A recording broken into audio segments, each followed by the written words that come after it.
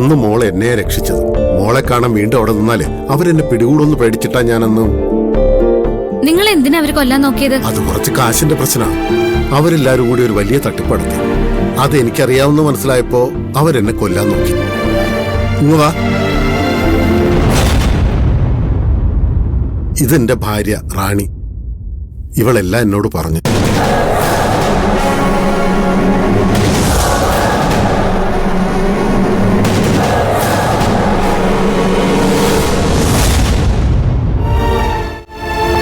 എന്റെ പൊന്നുമോളെ, ഈ ജീവിതകാലം മുഴുവൻ നിന്നെ ഞങ്ങൾ മറക്കില്ല. എടുത്ത് സഹായിക്കാൻ ഞങ്ങളേൽ ഒന്നുമില്ല. ഈ തടി കൊണ്ട് പറ്റുന്ന എന്ത് കാര്യം ഉണ്ടെങ്കിലും ഞാനും ഇവളും ചെയ്തിരിക്കും. ചേച്ചി കരയണ്ട. എല്ലാം ഈശ്വരന്റെ തീരുമാനം പോലെയല്ലേ നടക്കൂ. മോളെ ദൈവം അനുഗ്രഹിക്കും. എന്നാ പിന്നെ മോളെ ഞങ്ങളങ്ങോട്ട് പൊയ്ക്കോട്ടെ. ശരി ശരി.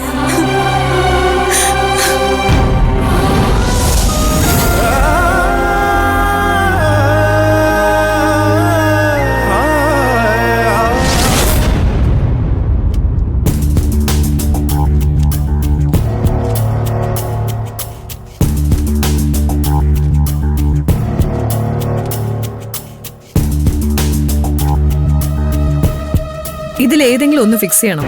ഇന്ന് എന്നെ പ്രസ്സിൽ കൊടുക്കാൻ വേണം. പത്മ, ഞാൻ പലതവണ തന്നോട് പറഞ്ഞു, എന്നിട്ടും താൻ വാശി കാണിക്കുകയാണ്. സൂര്യയോട് വാശി കാണിച്ചാനുള്ള അനുഭവം എന്താണെന്ന് തനിക്ക് നന്നായിട്ട് അറിയാമോ. വിവാഹം നടക്കില്ല എന്നുള്ള കാര്യമാണെങ്കിൽ അച്ഛനോ മോനോ എന്നോട് സംസാരിക്കണ്ട. വിശ്വനാഥൻ സാറിന്റെ കുടുംബത്തിന് ഞാൻ വാക്കു കൊടുത്തതാ. താൻ എന്താ അവനെ കുറിച്ച് കരുതിയിരിക്കുന്നത്? താൻ പറഞ്ഞ എന്തെങ്കിലും ഒരു കാര്യം അവനെ അനുസരിച്ചിട്ടുണ്ടോ? എടോ, എന്നും തനിക്കെതിരെ നടക്കാൻ അവനിഷ്ടം. തനിക്കിപ്പോ ഇതിന്റെ ഗൗരവം മനസ്സിലാവില്ല. വിശ്വനാഥന്റെ കുടുംബവും അയാളുടെ സ്വാധീനവും വലുതാണ്. അതിന് ഏതെങ്കിലും തരത്തിൽ ഈ വിവാഹത്തിനൊരു കോട്ടം സംഭവിച്ചാൽ അയാൾ അടങ്ങിയിരിക്കുമെന്നാണോ കരുതുന്നത്?